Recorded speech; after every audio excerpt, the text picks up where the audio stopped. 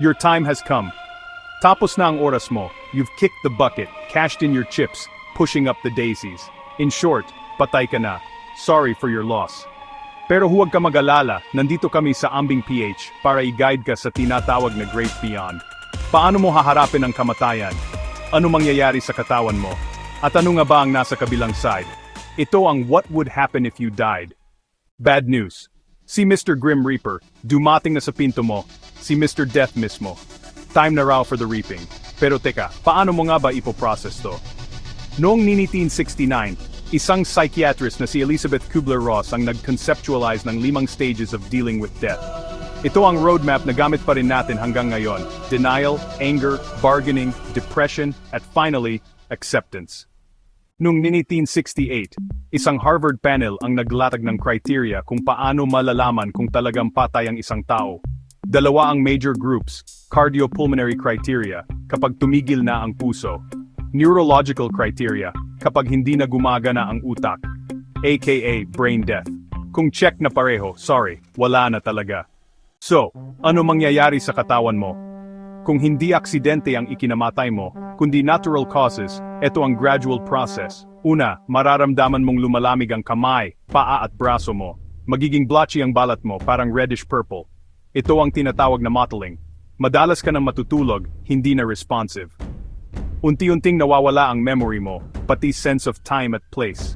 Hihinto ka na sa pagkain at pag-inom, kasi nagko-conserve na ng energy ang katawan for the process of dying. At minsan, bago dumating ang huling sandali, makakakita ka ng mga bagay na hindi ma-explain, bright lights, mga namayapang mahal sa buhay. Pero, ano ba talaga ang nakikita mo? Maraming survivors ng near-death experiences ang nagsabi ng mga common visions, feeling of peace, visions of bright lights or benevolent figures, at relief from pain. Pero tanong, hallucinations lang ba to? Ayon sa study sa Melbourne's St. Vincent's Hospital, ang mga visions na ito ay tumutulong para mas peaceful ang pagpanaw ng tao. Para bang coping mechanism ng utak? Meron ding mga documented cases ng mga pasyenteng na-declare na clinically dead, pero nabuhay ulit. At ang kwento nila, nakikita raw nila ang nangyayari sa operating table, parang nag-float above their body o nasa isang corner lang nanonood. Noong 2008 study, 42 survivors ng cardiac arrest ang nagsabing may awareness sila habang nire-resuscitate. Ilan sa kanila, naka-experience ng time distortion, feeling of out-of-body experience, peace, joy, at bright light. Pero hindi lahat happy ending, may ilan ding naka-experience ng takot, at parang nalulunod. Pero may isang theory na pwede mong i-prepare ang katawan mo for death. Sa University of Wisconsin, may studies tungkol sa mga Tibetan monks na dumadaan sa process na tinatawag na tukdam. Namamatay sila, pero hindi agad nade-decompose ang katawan, minsan more than a week. Dahil daw ito sa malalim na meditation bago mamatay na parang binibigyan ng utak ng low-maintenance duties para manatili sa state of meditation kahit patay na ang katawan.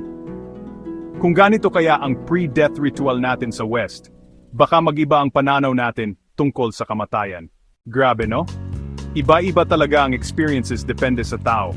Pero isang bagay ang sigurado, lahat tayo haharap dito. Ano nga ba ang nasa kabilang side? Mystery pa rin hanggang ngayon. Pero isang bagay ang malinaw, dying will be an experience to say the least. At kung mamiss mo man ang dead man's party, may isa pang tanong, what if? Lahat ng tao na matay maliban sa iyo. Ano kayang itsura ng mundo kung ikaw na lang ang last human on Earth? Well, that's a story for another video. This is Ambing PH. Don't forget to like, share, and subscribe. At hanggang sa susunod na What If.